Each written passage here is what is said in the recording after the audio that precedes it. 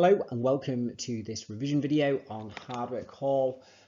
This is a historic environment exam walkthrough looking at a causation focus in terms of exam questions. Okay, for the historic environment questions, you're likely to have to write about these second order concepts. So causation, change and continuity. It's really going to be about change though, I think, any kind of question. And it could be asked about consequence. So in this video, we're going to look at causation questions around Hardwick Hall.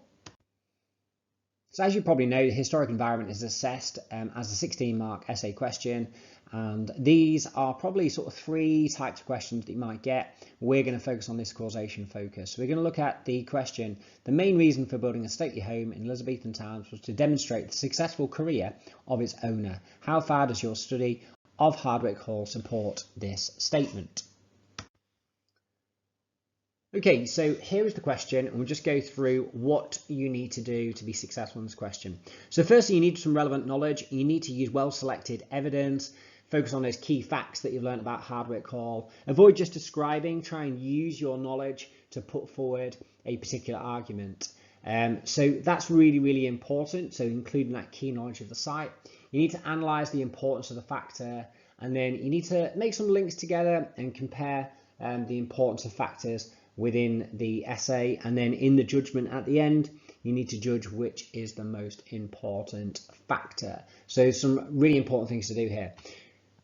Okay, so your first argument is actually given to you in the actual question. So this idea of the successful career of its owner, so that's going to be your agree paragraph. And then you kind of want to think, okay, so you need two more paragraphs and then you need a conclusion at the end. So a second paragraph could be about the following, about Renaissance styles and about how that might have caused a stately home to be built. And then a third factor might be something around how there was about showing loyalty to Elizabeth and connections to the throne. We might bring in the idea about Arbella Stewart here. And then you'll round off your essay with a conclusion where you give your overall opinion about what is the most important factor. So let's just think about how you might plan out this answer.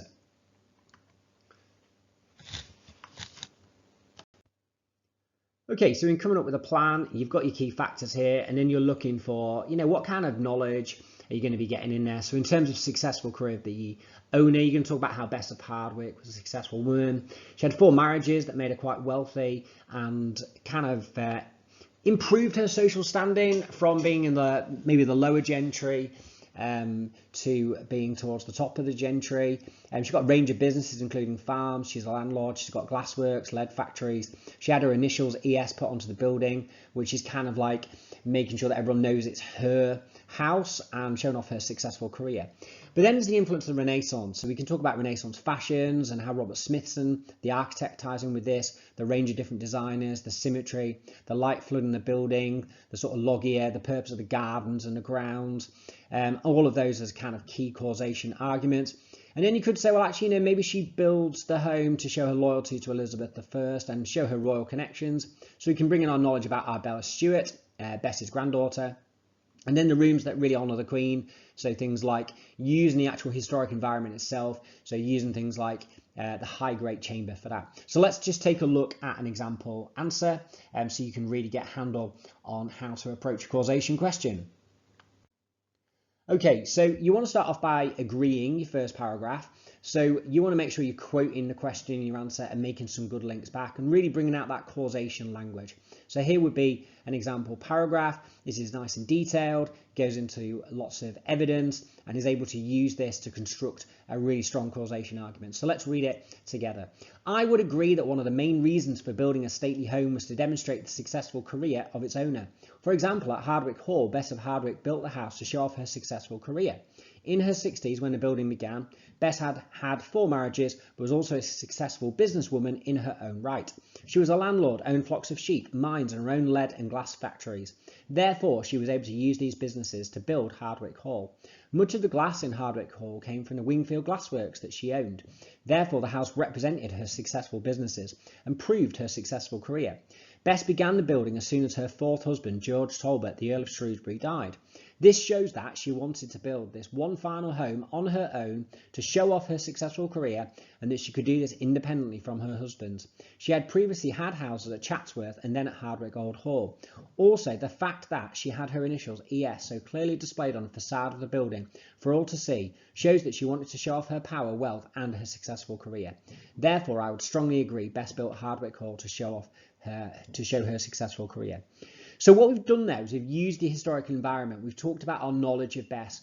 We've got those nice key bits of knowledge about the ES, for example, representing her name, or the fact that much of the material that is used to construct Hardwick Hall comes from her own businesses. So that's a way of really showing off her successful career. The idea that, there's more glass than wall, for example. This glass is coming from her glassworks.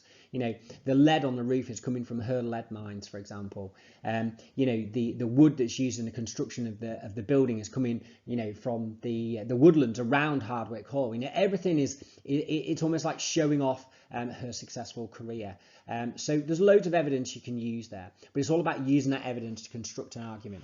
And you can see there some of the language we use, like things like this shows that, the fact that, this is really helping you to analyze the key reasons for why she built Hardwick Hall according to her successful career. Okay, so that really analyzes that and really kind of goes into how we can construct a really good paragraph. What we then need to do is find at least one disagree, but we're going to have 2 disagree paragraphs. So let's have a look at them now. Okay, so we'll just have a look at a disagree paragraph now around the Renaissance. So let's just read it together. And again, we're using that knowledge, and we're using that knowledge well in order to be able to construct a good causation argument. However, in some ways, I would disagree. Another key reason was the influence of new fashions brought about as a result of the Renaissance. The design of the house from Robert Smithson was heavily influenced by Renaissance architectural trends that were popular in Europe at the time. Hardwick Hall also used a range of craftsmen to bring about this architectural style. For example, a French painter called John Balakhouse was brought in. There was an emphasis on symmetry, classical proportions and light-filled rooms. This can be seen in the symmetrical design of the building, including the chimneys on top of the house. In addition, the inclusion of the popular Renaissance style of including a loggia allowed light to flood into the ground floor, whilst a huge number of windows allowed lots of natural light into the house. The fact that the long gallery would contain tapestry like the famous Gideon tapestry, and that there were 91 portraits reflect the Renaissance style and reinforce Bess's cultural knowledge. Similarly, the extensive symmetrical and elaborate gardens were also a key feature of Renaissance fashion. The fact that Hardwick Hall represents a key example of a Renaissance Elizabethan home shows that this was a key factor in building this stately home. Okay, so we've got one disagree paragraph now, but we're going to have another one just to make sure that we're hitting all the marks. So let's have a look at a third paragraph now. Okay, so in our third paragraph and our second disagree argument, we're going to talk about how actually Bess might have built Hardwick Hall in order to show her loyalty to Elizabeth I. And we're going to bring in our knowledge of Arbella Stuart now as well. In addition, another key reason for the building of Hardwick Hall was for Bess of Hardwick to emphasise her connections to Elizabeth I and her royal credentials and high social status.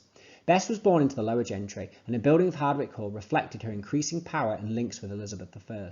In fact, Elizabeth I once said about Bess that, quote, "There is no lady in this land that I better love and like."